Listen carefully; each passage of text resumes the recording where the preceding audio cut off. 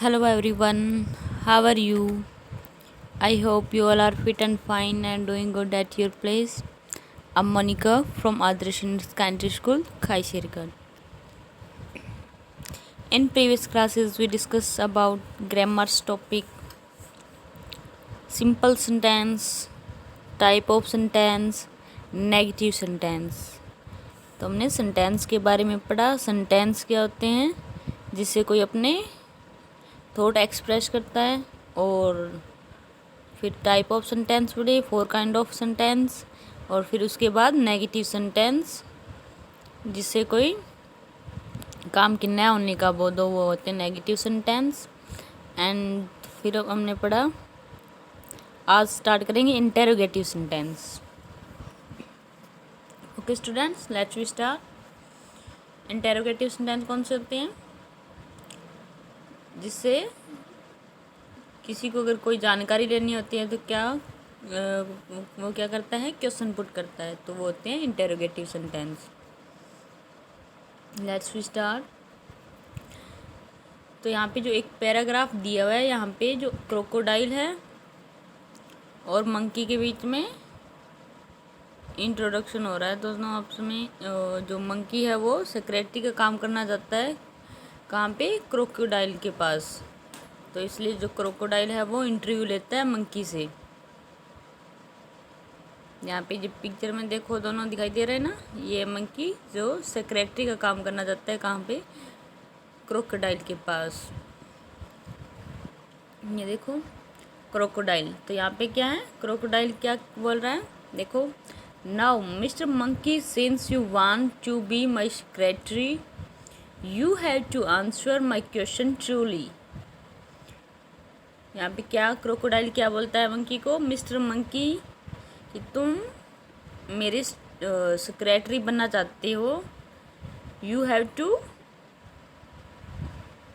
Answer my question truly. तुम्हें मेरे प्रश्नों का उत्तर सच्चाई के साथ देना है। Are you ready? क्या तुम इसके लिए तैयार हो? तो मंकी क्या बोलता है? मंकी कहता है यस सर, हाँ सर। फिर इसके बाद में क्रोकोडाइल क्वेश्चन पुट करने लग जाता है। Are you afraid of me? क्या तुम मेरे से भयभीत हो? भयभीत हो ना, मतलब अफेयर्ड डरा हुआ, ठीक है। तो मंकी क्या कहता है? नो सर, नहीं, मैं आपसे भयभीत नहीं हूँ। तो फिर क्रोकोडाइल क्या कहता है? Did you ever work as a secretary? क्या इससे पहले तुमने सेक्रेटरी के रूप में काम किया है? ये क्वेश्चन पुट करता है क्रोकोडाइल, मंकी से पूछता है। तो मंकी बोलता है नो सर। फिर क्रोकोडाइल क्या कहता है? Do you have any children? क्या तुम्हारे बच्चे हैं? तो आगे मंकी क्या कहता है? No sir. फिर क्रोकोडाइल क्वेश्चन पुट करता है, does your father enjoy good health? क्या तुम्हारे पिता बिल्कुल स्वस्थ है? तो मंकी कहता है यस सर। फिर उसके बाद ना क्रोकोडाइल फिर से क्वेश्चन करता है, can you live with me all the time? कि क्या तुम मेरे साथ ऑल टाइम रहोगे? तो यहाँ मंकी बोलता है yes sir. Next crocodile, will you spot food for me? क्या तुम मुझे फूड स्पॉट करोगे, खाना प्रदान करोगे? तो इसमें आगे मंकी बोलता है yes sir. Next crocodile, are you telling me the truth? क्या तुम मुझे सच बता रहे हो? ये क्रोकोडाइल मंकी से पूछता है कि क्या तुम मुझे सच बता रहे हो? तो मंकी कहता है यस सर। जो पीछे जितने भी क्वेश्चन किए हैं वो क्या है? मैं आपको सच बता रहा हूँ। Next crocodile,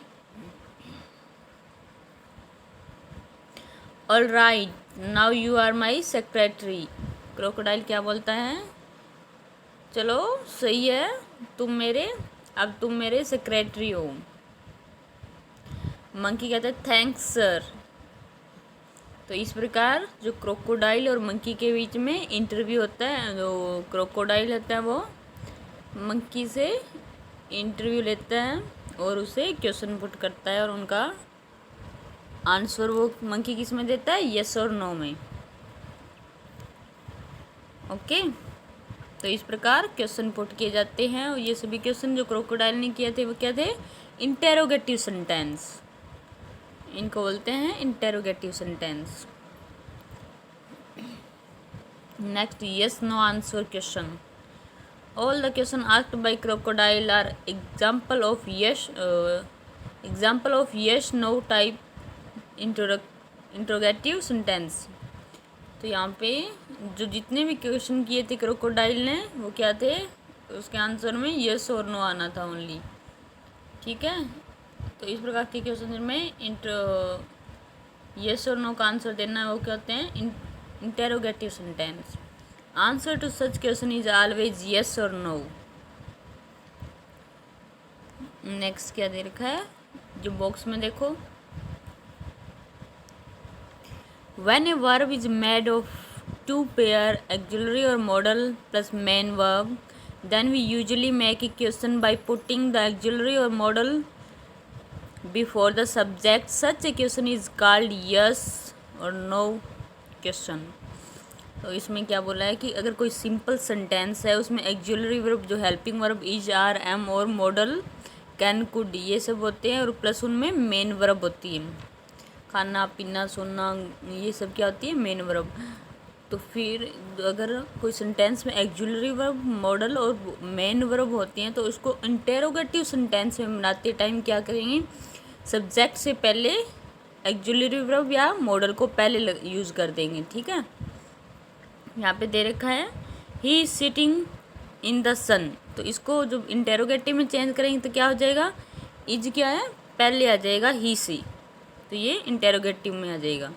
is he sitting in the sun, वह धूप में बैठ रहा है, तो इसका आ जाएगा क्या? वह धूप में बैठ रहा है। Second, she can lift the box, वह बॉक्स उठा सकता है। इसमें जो इंटेरोगेटिव बनाएंगे तब कैन आगे आ जाएगा। Can see lift the box, क्या वह बॉक्स उठा सकता है, उठा सकती है। सी के लिए सी यूज फॉर गर्ल्स। ठीक है, तो इस प्रकार इंटेरोगेटिव में चेंज करते हैं जो एक्जुलरी वर्ब और जो मॉडल है उसको सब्जेक्ट से पहले राइट करके। नेक्स्ट दे रखा है हमें when the verb is in the simple present the auxiliary is do और डज। अगर सिंपल प्रेजेंट टेंस हो, सिंपल प्रेजेंट टेंस में क्या होता है? सब्जेक्ट प्लस वर्ब की first form plus SEIS plus object. तो इसमें इज, आर, एम या फिर मॉडल्स तो होते ही नहीं, तो इसके लिए क्या करेंगे? डू या डज का यूज़ करके फिर इनको इंटेरोगेटिव सेंटेंस में चेंज करेंगे। अगर मेन वर्ब है उसके साथ एस नहीं दे रखा फिर तो हमें डू का यूज़ करना है, और अगर एस दे रखा है मेन वर्ब के साथ तो हमें डज का यूज़ करना है। ठीक है, डू किसके साथ यूज़ करना है? अगर मेन वर्ब है उसके साथ एस नहीं है फिर तो हमें डू का यूज़ करना है, और अगर एस है तब डज का यूज़ करना है। और डज का यूज़ करने के बाद मेन वर्ब से एस या ES वो रिमूव हो जाते हैं। जैसे यहाँ पे एग्जांपल देखो, दे गो टू स्कूल, तो यहाँ पे मेन वर्ब है गो, वो स्कूल जाते हैं, तो मेन वर्ब है गो, तो गो के साथ एस नहीं है तो हम यूज़ करेंगे डू का। Do they go to school, क्या वो स्कूल जाते हैं? और अगर मेन वर्ब के साथ एस या ES हो तो डज का यूज़ करेंगे, और जब सेंटेंस को राइट करेंगे तो वर्ब के साथ जो एस या ES है वो रिमूव हो जाएंगे। ठीक है, जैसे नेक्स्ट एग्जांपल देखो, सी गोज़ टू स्कूल, तो यहाँ पे गोज़ एस या ES लगा हुआ है ना वर्ब के साथ, गो के साथ, तो यूज़ करेंगे डज का। डज का यूज़ किया यहाँ पे, और फिर सी गो टू स्कूल, और यहाँ से गो से आ गया go. Okay student, it is clear. Next, when the verb is in the simple past the auxiliary is did. और अगर सिंपल पास्ट टेंस हमें दे रखा है, सिंपल पास्ट की क्या पहचान होती है? कि वर्ब की सेकंड फॉर्म आएगी उसमें, सब्जेक्ट प्लस वर्ब की फर्स्ट फॉर्म प्लस ऑब्जेक्ट। तो वर्ब की सेकंड फॉर्म जिस सेंटेंस में होगी उसको इंटेरोगेटिव में चेंज करते टाइम हमें डिड का यूज़ करना है, और जो वर्ब की सेकंड फॉर्म वो फर्स्ट फॉर्म में चेंज हो जाएगी। ठीक है, तो यहाँ पे एग्जाम्पल देखो, they close the door. Close क्या है? क्लोज की सेकंड फॉर्म। तो इसको इंटेरोगेटिव में चेंज करते टाइम आगे क्या आ जाएगा? Did. Did they close the door, और जो सेकंड फॉर्म वो फर्स्ट फॉर्म में चेंज हो जाएगी। ठीक है, तो आपको इन बातों का ध्यान रखना है। Next example, he wrote a letter. Wrote second form है, इसको फर्स्ट फॉर्म में कन्वर्ट करना है, और आगे क्या आ जाएगा? Did. Did he write a letter.